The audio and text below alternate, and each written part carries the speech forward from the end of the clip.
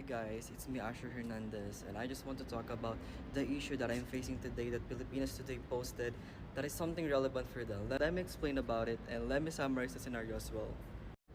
Here's their post about my issue. Sorry that I got so red kasi nag-swimming lang ako. So, gusto ko lang malaman nyo kung ano ba talaga yung nangyari. So, nag-post ako ng isang convo from a fan or a follower. So, let me show you guys. So, here's the convo that I posted.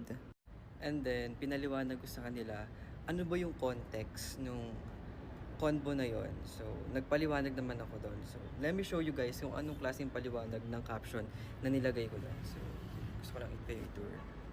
So, here's the caption ng post ko. So, kayo na lang guys kung gusto nyong basahin, okay? Pause nyo na lang.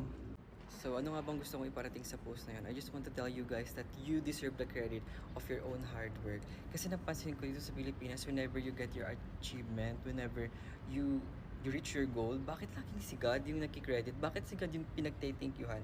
Eh, ikaw naman nagtrabaho nun eh. Ikaw nagpakahirap doon. Diba? It's your goal, it's not God's goal. So, bakit si God yung kinikredit natin? That's so unfair, diba? So, I just want to tell you guys that God is not a giver. He is a guide. Guide lang siya sa mga gusto natin. So, bakit si God yung iti-thank you nyo? Meron naranasan na ba yung may binigyan kayo ng tao ng blessings na sasabihin, thank you God? Bakit thank you God? Di galing sa'yo yun, di ba? Weird. Baka naman tayong mga Pinoy o kayong mga Pinoy, masyado lang kayong obsessed kay God.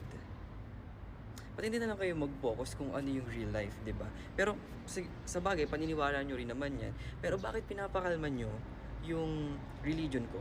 Because I told you guys that I was born sa Thailand and iba yung religion ko, which is ang sinasamba namin doon na God is elephant. So you don't care if elephant yung God namin, because I don't care kung fiction yung God nyo na never nyong nahawakan, never nyong nakita.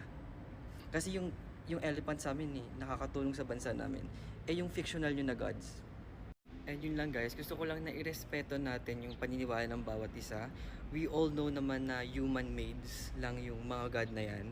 Sinulat sa libro. At iba-iba yung god ng iba't ibang bansa. So there's thousands of gods and you don't even know kung anong god yung tama doon. Hindi mo nga alam kung tamang Diyos ba yung sinasamba mo.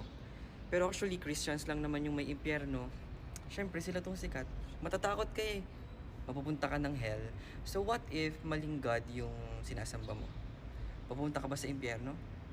Tama ba tayong mga Pinoy sa sinasamba natin? Tayo pa talaga na mahirap na bansa. So what else yung mayayaman na bansa na may ibang God?